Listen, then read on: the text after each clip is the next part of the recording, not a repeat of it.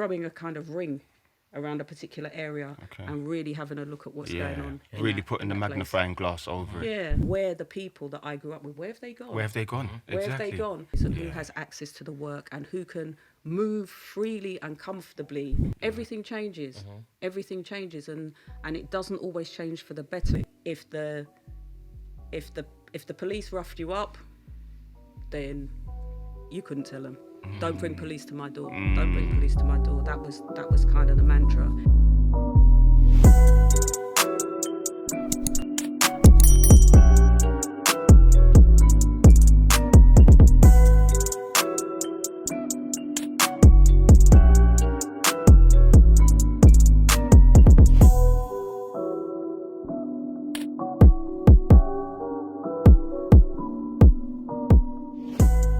The boy Gasconi, Come on.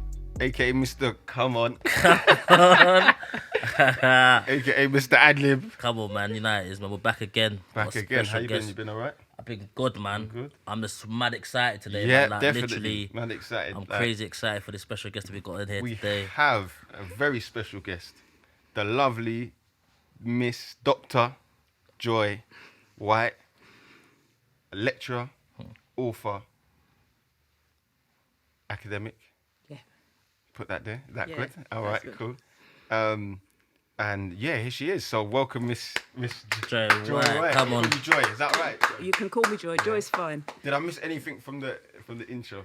I'm quite old, so there's quite a lot, but the intro was fine. Okay. So sweet. yeah, it's all good. Sweet. Look good, black don't crack, as they say. You know what I'm saying? We're good. We're good there. So, author of Terraformed: Black Lives in the Inner City. I think you can get that on Amazon as well, can't you? On Amazon. Where else can we get that? You can get it direct from the publisher, so you can get it from Repeater, you can get it on Amazon, you can get it in all main bookshops and in independent bookshops as well. So it's out there, it's landed. And I personally recommend that you get this. I've read it Therefore. like 3 times. Therefore, Insights to it are amazing. Your look on things, the perspective, I can't get the word. I always can't get the word. Go for it. Okay. Hyperlocal demarcation. That's it. Hyperlocal demarcation. That's the theory anyway. That's the theory that you used. Can you break down what that that kind means, is? Yeah. what that kind of means. So, just to go back a little bit. Yeah. So I wanted to write something. Yeah. And it ended up being this book. It ended up being Terraformed. And as I started to write and do the research for the book, I was reading various writers, doing lots of research, and I couldn't quite find a theoretical position, if you like, that fitted what I wanted to do. Yeah. So there were people that spoke about the urban environment. There were people that spoke about gentrification. There were all kinds of things, but not quite In the structure that you wanted. everything that I needed. So in the end, I kind of came up with this this framework, hyperlocal demarcation. Hyperlocal demarcation. So looking at communities, town planning, leisure, those kinds of things, but including the sonic landscape as well. And so looking at those strands in a particular location. So I looked at a square mile. Yeah.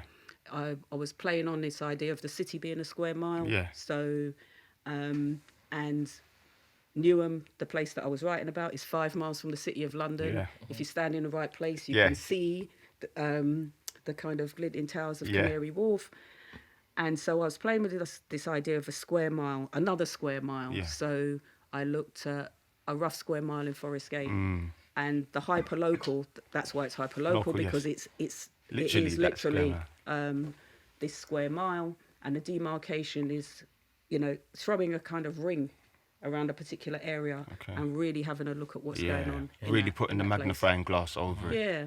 So in other terms, you kind of broke the mold of the structures that were already in place for these kind of analysis. Yeah. And you kind of just created your own path, basically. Yeah. I hope so. I created a path because the paths that were there already weren't quite for me. There was lots of really, really good work, really interesting work, but I needed to look at the place that I lived in in a particular way and from certain perspectives. Yeah. And I couldn't do it with the tools I had, so I had to make Make my your own tools. Yeah.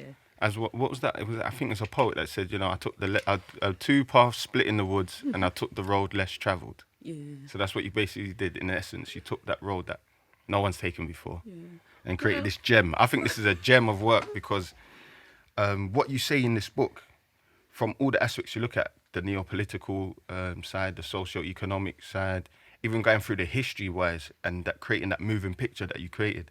No one's done this before. Literally, I was about to say that. No, but I think there's nothing that No like one. that. And you make it relatable. And that, it can be hard to work through, and there's a reason for that, because you have to try and explain what you mean very carefully, be very precise about what you're saying and how you're saying it, and that's good. That's good. And I can write like that, and I do write like that. But what I wanted to do was write these kind of sociological explanations for what was going on in the world that I had lived in a way that people could just access. Yeah. So it's a short book, but it's not an easy book. No, definitely. It's accessible, I hope, but the concepts are challenging and they're difficult. But I hope that when people read it, they kind of have these moments where they think, oh yeah. Without a doubt. Yeah, that's a I constant. understand that. And so the next time I walk past this pub that doesn't look like a pub anymore, doesn't look like the pub that I remember, I can start to analyse and think about why that is and how that came to be. Exactly. And how the high street looks different and where the people that I grew up with, where have they gone? Where have they gone? Where Exactly. have they gone?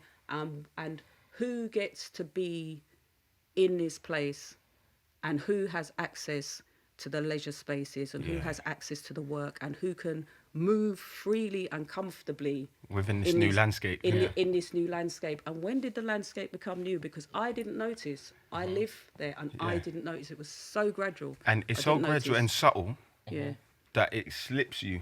It does, literally. But I think that's part of the planning, I think, in a certain sense, that they go through, the way they plan how to slowly tweak things.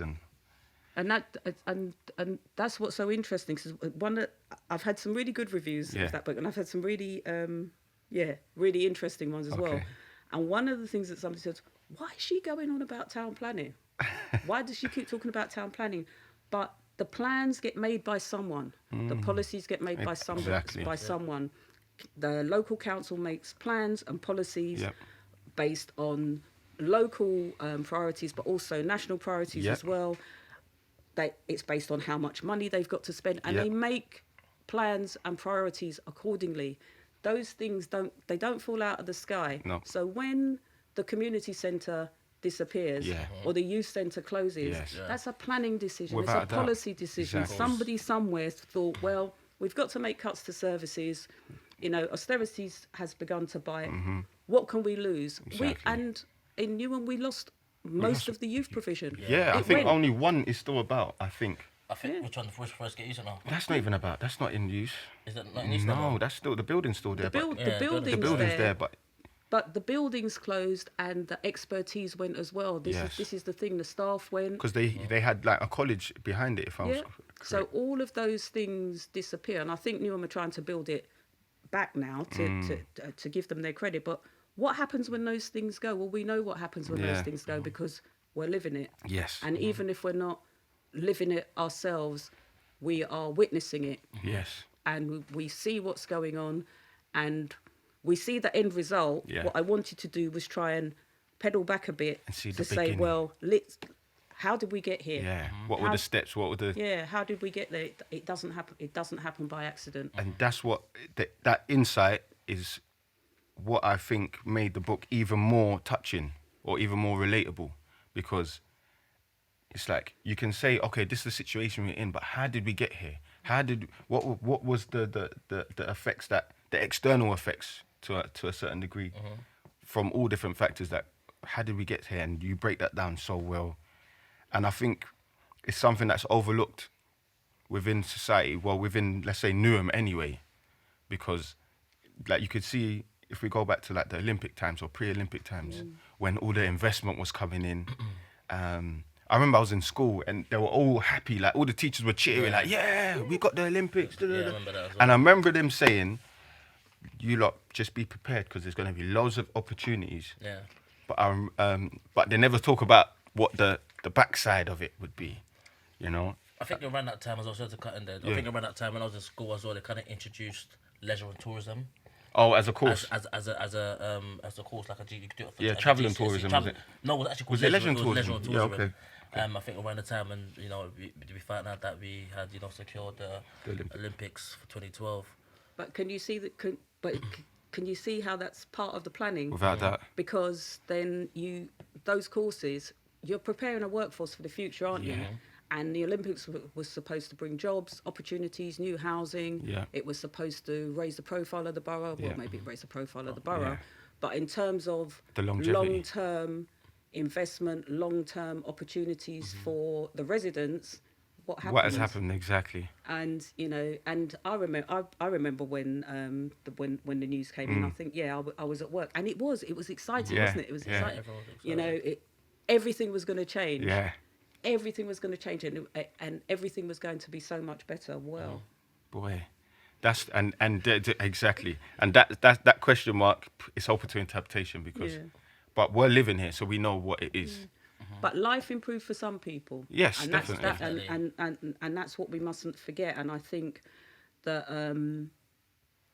that was another driver for writing the book, that the stories that were being told, or from the perspective of progress, and it's positive, and it's work, and it is working very, very, very well for some people. But what about everybody else? Yeah. And how can we have those conversations? Exactly. And there wasn't space to have those conversations because what people wanted to talk about, house prices are going up. Yeah. That's great, but if wages don't keep pace for ordinary people, where do ordinary people live? Exactly. They can't live in the place that they grew up in. Exactly, because they can't afford it anymore. They can't afford it to get shipped out. Yeah. So like they did send a lot of people. I remember even seeing it on BBC News that there were Newham residents that were being relocated to like Stoke-on-Trent Yeah. and Kent Yeah, and it gets into Birmingham even, far as Birmingham, Manchester, and places there. because they couldn't get into like social housing. And then you have to think about, what happens to the area where people have been moved out from, and what happens to the areas that people go to. Everything changes. Everything changes, and it doesn't always change for the better. And it doesn't mean that when I'm saying these things, I'm saying these things to be negative or difficult. What I'm saying is that unless you name what it is, you can't fix it. Exactly. You can't fix it. And the other thing that I was really, really keen to do was to have those intergenerational conversations, because one of the things that has happened is our young people, and I can say that because our young people are cut off deliberately sometimes, I think, from their own history, so they don't always understand how they came to be here, how their parents came to be here, and the struggles, the challenges that their parents went through and overcame to be here. Exactly. And those conversations don't necessarily happen in a way that either side can hear. Yes. And so I was really keen to just kind of lay down some of those markers to talk about what life was like in the 70s, what life was like in the 80s, some of the community spirit and community action, and some of the campaigns and protests that made things different. Yes. Made things different in a way that we hoped for the next generation it would be better for them. And I think that's the hardest part. Without a doubt, because you see, with if you're not interested in it, you won't know about it, kind of thing. Unless you've got someone in the family or in the community that is reminding you, look, in the 70s we did this, and look, you're able to do this now. It's like a lot of credit has been removed, or that kind of community spirit. Them like you speak about, the Organisation for Black Workers. Communities coming together to create these bodies to actually improve the life conditions and the lifestyle of the community, is something that is missing today. In the sense that I don't think it'll be easy for us to like say, okay, look, we're gonna start this organization now, and we're gonna try and improve the conditions of, let's say, anything of, let's say, the black community within Newham. How is that gonna take form? How's that gonna take shape? Where are the young people that are gonna really come through behind this to support it, like it was supported, and that you touch on, because it was needed, and I think it still is needed now. But that narrative of this is what we did and this is how we mobilized ourselves, that is missing, I think. And the book brings that back to life in the sense that this is what people did in order for this generation to have the life that we have, you know? So like taking you back to like the 70s, because we touched on it, but I want to touch on it. What was like the feel, or what was it like for kids within the community trying to express themselves? Well, that's an interesting one. I think some things stay the same, which was, you know, study your books. Don't make too much noise. Don't protest too much. That was from my parents' generation, which was about if the teacher said something, the teacher was right. If anything happened out on, the police were always right. You know, because the That's police, the authority. They were authority figures, and so as a young person growing up here, we had to rely on each other because our parents were busy and working hard and didn't always believe that the life that they had brought us to was difficult in the same way, because it had difficult challenges. It looked different for them, and so, you know, if the police roughed you up, then you couldn't tell them. Don't bring police to my door. Don't bring police to my door. That was kind of the mantra. If the teachers roughed you up verbally or physically, because when I went to school, they still had corporal punishment. They had the caning class. They could still cane you. They could still beat you with a slipper. They could hit you over the hand. It was very, very, very physical and very violent. I went to a girls' school, so it was less so. But ask the people my age who went to mixed schools or went to boys' schools, and they were terrible in some ways. So we were kind of surrounded by and grown up in quite a violent and hostile way, and so we had to look to each other to support each other, to the extent where if you were on the street and you saw another black person, they looked like they were in trouble, you'd run and help them. You'd run and help them, because that was the code of the street then. And I remember standing outside, I was waiting to meet my friend, and I was outside a train station in North London somewhere, and the skinheads arrived. And they were just racist thugs on the whole, and they were violent as well. So I'm standing outside the station waiting for my friend, and I didn't notice them at first, and I looked up, and then I was surrounded. So within minutes, there's people spitting at your feet and all of the abuse. It's quite hard to describe what it was like being out on the street. And I looked up, and these black boys, they just appeared from nowhere, and they run them off.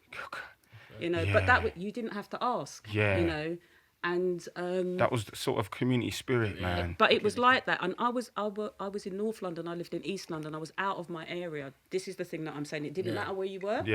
So, and over time that's changed. Now there were reasons for that, which I'm sure you know more about that. There are reasons why that changed. But growing up in those times, we had to have a sense of community, because it was all of us or none of us. And if we didn't look out for us, then who was going to do? We wanted to fight everybody, and he said, no, it's just part of the thing. It's part of the thing, you know. Remember, we are guests here, my dear. That mentality. Is even my mum had that mentality. Hey, listen, we've come here for a better life. Don't disrupt the system. Kind don't of make thing. a fuss. Don't make a fuss. Don't bring no trouble to the door. Just leave someone says something to you. And that change, or the people that changed it, is like your generation kind of thing, because you guys like mobilized. Yeah, we weren't having it Nah. anymore. We weren't having it anymore. Enough, No, it's only right though. enough is enough. It's only right because you know we had that mutual friend, the older guy. Yeah. And I remember him saying something profound like, we used to beat up the people that was troubling black people. That's why you can walk the streets and be calm. Yeah. And I never kind of grasped that until I heard it from different people, different sound bites. And I was like, right, this was a proper, serious problem. So, for example, I just want to touch on the fact that obviously a bit of the racism within, let's say, obviously, I know your book's about New. So, how was the racism when you were growing up, and have you seen a change in it, that's told from then to like now? Yeah, I think Newham changed, and like most areas, it changed over time, and it changed because it had to, and so I suppose the main thing, I suppose, when I was growing up, it was more overt, it was more out there. So in your face. People didn't mind calling you names in the street. People didn't mind telling you to move out the way. People didn't mind. I'm not even going to repeat the words of how somebody described their black tea. Wow. And how, I'm not even going to repeat, but it was standard. It was so everyday. It was so commonplace that people didn't even think about it. Wow. They didn't even think about it. It was even in like TV media, all of that. Yeah. So when you've got time, because I know you're busy, look up programs like Love Thy Neighbour. Yeah. What was that? The one with Alf Garnett. There were some terrible things. Yeah. The black and white minstrel show was on television until the late 1970s. Wow. So the black and white minstrel show Was like, would they use blackface? yeah, they used black. That was Saturday night entertainment. As a standard, isn't it? Very standard to hear all kinds of racial slurs on the television as a just kind of everyday. But then, when I was talking earlier about maybe our parents possibly coming from this perspective. Well, we're guests here. We've come here to work. We've come here to make a better life. Don't rock the boat. Yeah. Listen to authority figures and so on. Well, for those of us that were born here or came here very young, that wasn't really a good enough explanation anymore, and it wasn't really the way that we wanted to live. And I suppose I was did a lecture the other day about the New Cross fire. Yes. And that was in 1981. So that was kind of my coming of age. And people of my generation, we didn't, 13 young people die in a fire in London, and nobody knows why. The government's not interested. No letters of no one visits. No letters of condolence. A few weeks later, the same thing happens in a different country in Ireland, and they send letters of condolence. And that just showed the value that they had. Yeah, and so even if you didn't know before, you kind of knew then that you had no value in this place, and so it was either kind of sit down and put up with it, or make some noise. And so by the summer of that year, that's when you start seeing all the uprisings in all the major cities. So London, Manchester, Leeds, Birmingham, all of that as well. And so if you speak to people of that time, that's what they'll tell you. Yeah. And when you look at policy, I know I'm talking about policy and planning again, you'll see that after that time, after 81, after the Scarman report, then you start to see these changes in hiring and recruitment in local authorities. They start bringing in equal opportunities policies, because before, how did you get a job in the council back in those days? You had to know someone. Okay. We didn't know anybody. There were no jobs for us, and the unemployment rates were really high for young black people as well. But by the 80s, because of the protest and the resistance, they bring in these equal opportunities policies, and all of a sudden, local authorities open up in terms of jobs, opportunities. And so when you look around now, look at where the kind of senior people were. Yeah. It would have been social work, teaching, working in the council, and so on. And then it just kind of feels like over the last few years we've sort of pedaled backwards. Yeah. That just after the Brexit result was announced, I was on a train coming from Liverpool Street, and heard some language that I haven't heard before, because someone was talking on the train, they weren't speaking English, and somebody said, you know, Yeah. in England. Wow. Yeah. Speak English. Wow. Innit? So That's soon? innit?